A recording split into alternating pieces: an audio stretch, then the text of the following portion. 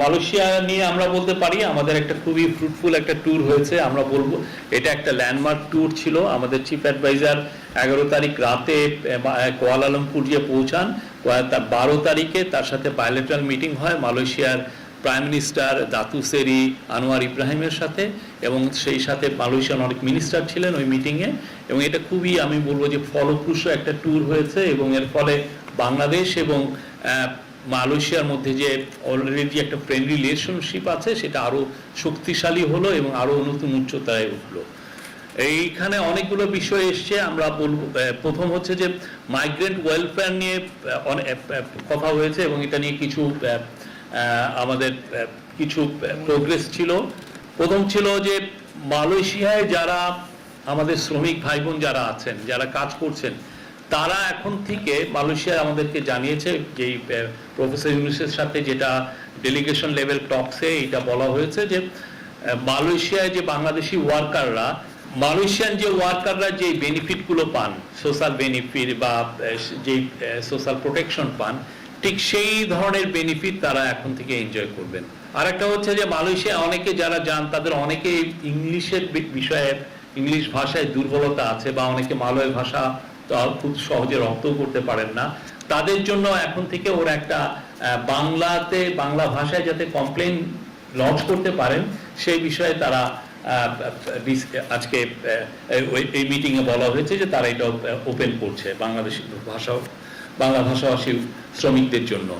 তারপর হচ্ছে যারা আনডকুমেন্টেড এবং ইরেগুলার মালয়েশিয়ায় যে বাংলাদেশি ওয়ার্কাররা আছে তাদের বিষয়ে আজকে আমাদের মিটিংয়ে আমাদের যিনি প্রবাসী কল্যাণ অ্যাডভাইজার আসিফ নজরুল স্যার এটা উঠিয়েছিলেন, এবং সেটা মালয়েশিয়ার কর্তৃপক্ষকে জানা হয়েছে যে তাদেরকে যেন তারা ইরেগুলার মাইগ্রেন্টদেরকে যাতে রেগুলারাইজ করা হয়। তো মালয়েশিয়া যখন প্রফেসর ইউনুস ফিরে আসছিলেন তখন আসার সময় এয়ারপোর্টে মালয়েশিয়ান প্রাইম মিনিস্টার তাকে ফোন করেছিলেন, বলেছিলেন যে এই বিষয়গুলোই আলাপ হয়েছে এই ডেলিগেশন লেভেল টকসে, প্রত্যেকটা এই বিষয়গুলো তারা তাদের ক্যাবিনেটে উঠাবে। আরো যেটা হচ্ছে যে নিউ রিক্রুটমেন্টের বিষয়ে একটা আমাদের তরফ থেকে আমরা বলেছি যে সিকিউরিটি গার্ড এবং কেয়ার গিভার, আপনি জানেন মালয়েশিয়ান সোসাইটিও এজিং হচ্ছে, আর সিকিউরিটি গার্ড, ওদের প্রচুর সিকিউরিটি গার্ডের প্রয়োজন।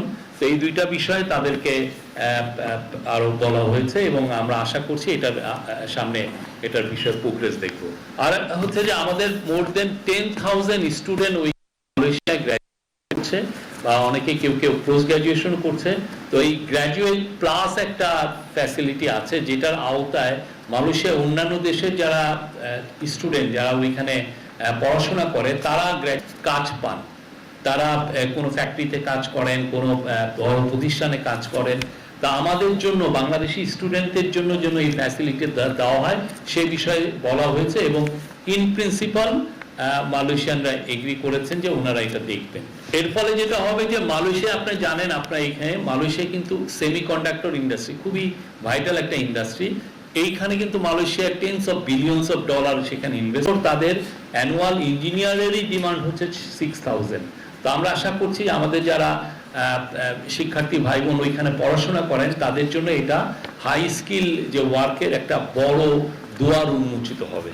আর বাংলাদেশের যে ডিগ্রিগুলো আছে সেটা যেন মালয়েশিয়া একসেপ্ট করে সেই বিষয়ে এটা নিয়ে কথা হয়েছে।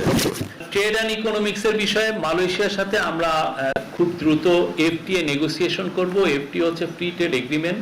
আমাদের থেকে আমরা প্রচুর মালয়েশিয়ার থেকে মোর দেন $3 বিলিয়ন মতো আমরা খাদ্য পণ্য এবং অন্যান্য প্রোডাক্ট ইম্পোর্ট করি, আর মালয়েশিয়া আমাদের থেকে কিছু ইম্পোর্ট করে। তো আমাদের মধ্যে যাতে ট্রেডটা আরো বুস্টিং হয় সেই জন্য এফটিএ নেগোসিয়েশনটা আমরা খুব দ্রুত করব। আমরা অলরেডি, আপনি জানেন, জাপানের সাথে আমাদের এফটিএ নেগোসিয়েশন হচ্ছে, সিঙ্গাপুরের সাথে আমাদের এফটিএ নেগোসিয়েশন হচ্ছে। আমরা মালয়েশিয়ায় রিজিওনাল কম্প্রিহেন্সিভ ইকোনমিক পার্টনারশিপ, ওদের একটা আরসিইপি আছে যেটা আসিয়ান কান্ট্রিগুলোর মধ্যে, এটার সাথে যাতে আমরা যুক্ত হতে পারি সেই জন্য আমরা তাদেরকে বলেছি এই মিটিংয়ে। আর একটা খুব ইম্পর্টেন্ট সেটা হচ্ছে হালাল ইকোসিস্টেম। আমাদের দেশে ওয়ার্ল্ডের 3rd লার্জেস্ট মুসলিম মেজরিটি নেশন। তো দেখা যাচ্ছে যে মালয়েশিয়া মানে ওদের 35 মিলিয়নের দেশ, আর আমরা সেখানে 180 মিলিয়নের দেশ। তো ওদের কিন্তু হালাল ইকোসিস্টেমটা খুব উন্নত। ওদের 14টা ইন্ডাস্ট্রিয়াল পার্ক আছে, মানে ইকোনমিক জোন আছে যেখানে হালাল পণ্য তৈরি হয়, হালাল কসমেটিক আছে, হালাল ফুড আছে, হালাল মেডিসিন আছে, সব ধরনের ইয়ে। তো আমরা ওদের কাছ থেকে, চিফ অ্যাডভাইজার সরাসরি বলেছেন আমরা ওদের থেকে এক্সপার্টিস চাচ্ছি, আমাদের যে প্রতিষ্ঠানগুলো হালাল সার্টিফিকেশন করে তাদের ক্যাপাসিটি বিল্ডিং এর কথা আমরা ওদেরকে বলেছি, এবং তারা খুবই রেসপন্ড করেছে। ওদের যে হালাল ইকোসিস্টেম যারা দেখেন তারা এসেছিলেন আমাদের চিফ অ্যাডভাইজারের সাথে, একটা বিস্তারিত একটা বড় মিটিং হয়, এবং মিটিং এর মাধ্যমে আমরা আমাদের যেগুলো নিড তাদেরকে জানিয়েছে, এবং তারা বলেছে খুব শীঘ্রই তারা বাংলাদেশে একটা দল প্রেরণ করবে। আমাদের এখানে কিছু ইস্যু আছে যে হালাল সার্টিফিকেশন কারা দিবে, এটা ইসলামী ফাউন্ডেশন দিবে নাকি বিএসটিআই যেটা শিল্প মন্ত্রণালয় তারা দিবে। সেই বিষয়ে প্রফেসর ইউনূস কিন্তু যাওয়ার আগেই নির্দেশ দিয়েছিলেন সংশ্লিষ্ট মন্ত্রণালয়গুলোকে যে এই বিষয়টা খুব দ্রুত যেন রিজলভ করা হয়, এবং এটার জন্য আর আমরা ওদের কাছ থেকে চাচ্ছি, আমরা আপনি জানেন বাংলাদেশে অনেকগুলো ইকোনমিক জোন আছে, আমরা এমন একটা ইকোনমিক জোন করতে চাচ্ছি সেটা হচ্ছে হালাল ইকোনমিক জোন বা হালাল ইন্ডাস্ট্রিয়াল পার্ক। সেখানে হালাল পণ্য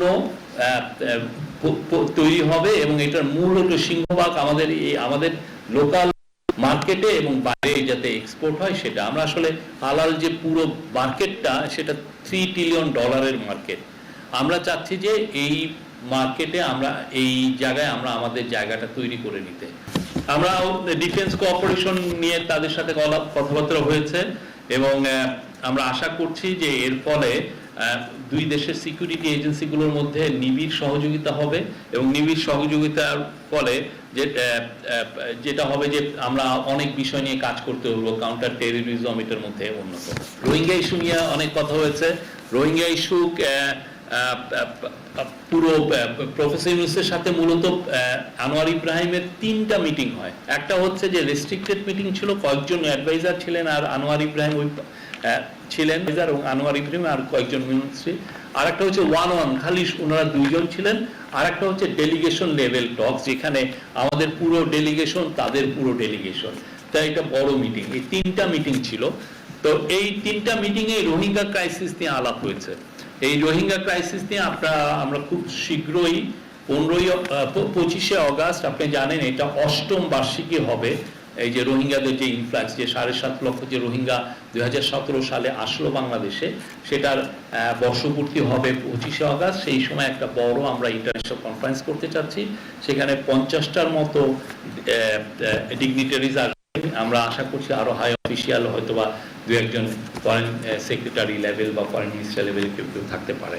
আমরা আসিয়ানের মেম্বারশিপ জন্য আমরা প্রথম যেটা স্টেপ, সেক্টরাল ডায়ালগ পার্টনার যাতে আসিয়ানের হতে পারি, সেই জন্য আমরা ফর্মালি আমরা তাদেরকে জানিয়েছি আবারও এই বিষয়ে। আমরা আশা করছি যে সামনে কিছু আরো প্রোগ্রেস হবে। আর ইনভেস্টমেন্টে মালয়েশিয়ান, আপনি জানেন মালয়েশিয়া ইকোনমি ইজ বুমিং। মালয়েশিয়ার যারা কংগ্লোমারেট তারা ওয়ার্ল্ডের some of them are quite big. এদের যারা বড় বড় কংগ্লোমারেটের যারা চিফ এক্সিকিউটিভ বা চেয়ারম্যান, তাদের সাথে চিফ অ্যাডভাইজারের একটা মিটিং, কয়েক দফা মিটিং হয়েছে।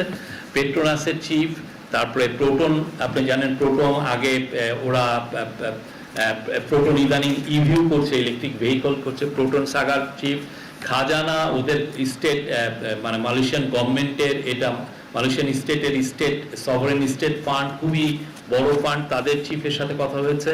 সানওয়ে গ্রুপ, মালয়েশিয়ার সবচেয়ে largest construction real estate company, তাদের সাথে কথা হয়েছে। এবং ওদের যারা আমাদের যে বিজনেস একটা ফোরাম হয়েছিল, সেখানে অনেক পাম অয়েল ম্যানুফ্যাকচারার আসছিলেন, যারা প্রডিউসার এসেছিলেন, তাদের সাথেও কথা হয়েছে। আমরা আশা করছি যে রবি এক্সিয়েটার যারা প্যারেন্ট কোম্পানি এক্সিয়েটা বেরহাট, তাদের চিফ এক্সিকিউটিভের সাথে এবং তাদের চেয়ারম্যানের সাথেও কথা হয়েছে। তা আমরা আশা করছি যে এর ফলে বাংলাদেশের প্রতি তাদের যে ইন্টারেস্টটা বাড়বে, বাংলাদেশে আমরা মালয়েশিয়ান ইনভেস্টমেন্ট অদূর ভবিষ্যতে দেখতে পারবো।